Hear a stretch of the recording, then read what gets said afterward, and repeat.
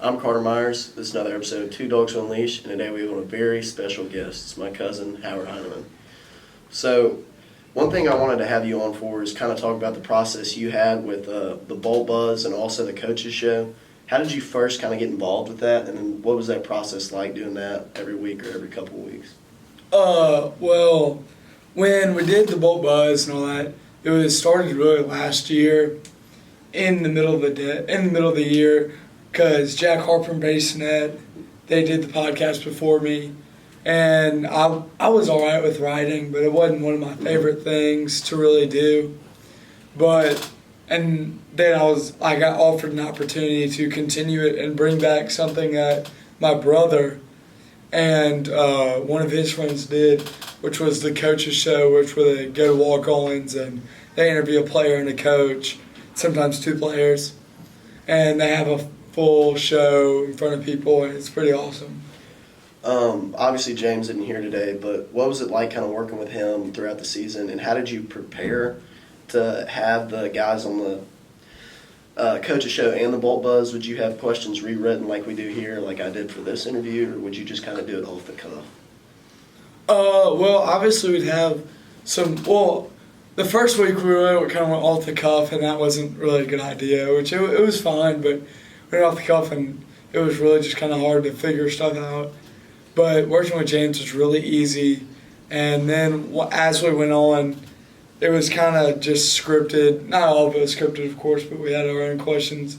And they were really loose topics, so we could ask follow-up questions, and then we would text people on any social media if they wanted to come on, and usually be a yes. But James was super easy to work with, and it was really awesome working with him because we could get stuff done in a night. And is Coaches Show and the Bolt Buzz something that you only want to do for football season, or now that baseball's coming up, do you see yourself kind of wanting to kind of continue that with baseball season?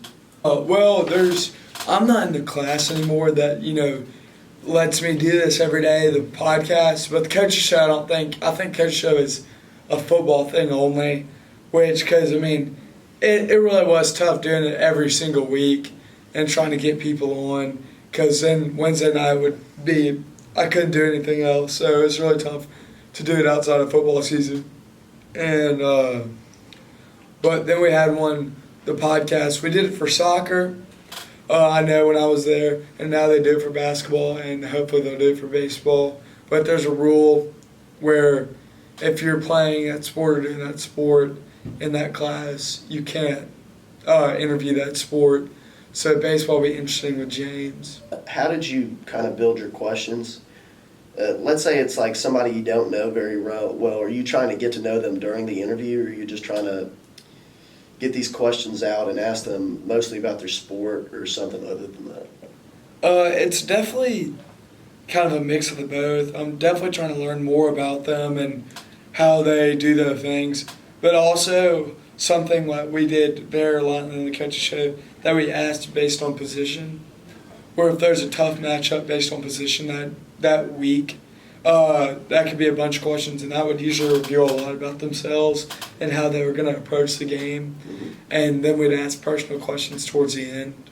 And with the Coaches Show, did you kind of have an interview that you were probably more prepared for, more excited for? I'd definitely say that the Tupelo one with Coach Cutt, Drew, and Ja was pretty awesome. There were a bunch of people there, and we had everything set up. And James wasn't there. It was actually the only one he couldn't go to. But we had Anderson fill in, and it was pretty awesome. And he did pretty well. With baseball season now approaching, I know you've started to become the baseball manager. What's that been like these past couple months going to baseball? And I know you're already friends with a lot of the guys, but spending that much time with them for the past, I don't know, however long. It's awesome, really. And, I don't have a fifth block. I get to hang out with my friends all day. It really is a really cool thing, and it really is a kind of bond there where everybody's friends, and we're doing a bunch of stuff together outside of baseball, and the connection I've grown with just everybody, and also some of my closest friends have gotten so much stronger and better, and it really is cool.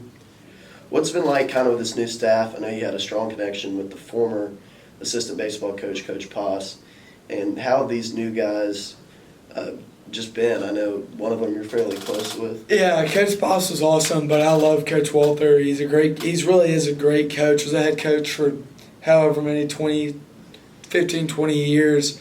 And I mean, Coach Jackson's a cool guy. He's the freshman coach, and and everybody else has just been there forever. And Coach Ogre is, I believe, the best coach in the school district, really.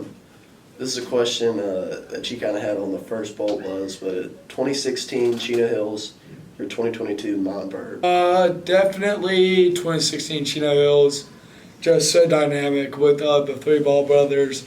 But, yeah, that dates all the way back to Jack Harper and Brady Sinnett. Always got to ask this one, too. If you could take one underclassman, obviously you are an underclassman, one underclassman on the baseball team and one coach on the staff to survive on an island with for 6 months, who are you taking? That's really tough because, I mean, it's either Coach Hoggett or Coach Chip, because Coach Chip he's kind of in the mafia. He does everything. He has so many connections. Coach Hoggett is more of a survival standpoint. He could probably get us to survive. But I think I got to go Coach Chip. He could probably get us a plane out of there. And one underclassman, probably Cade Ferguson. I think he could help us. Thank you so much. All right.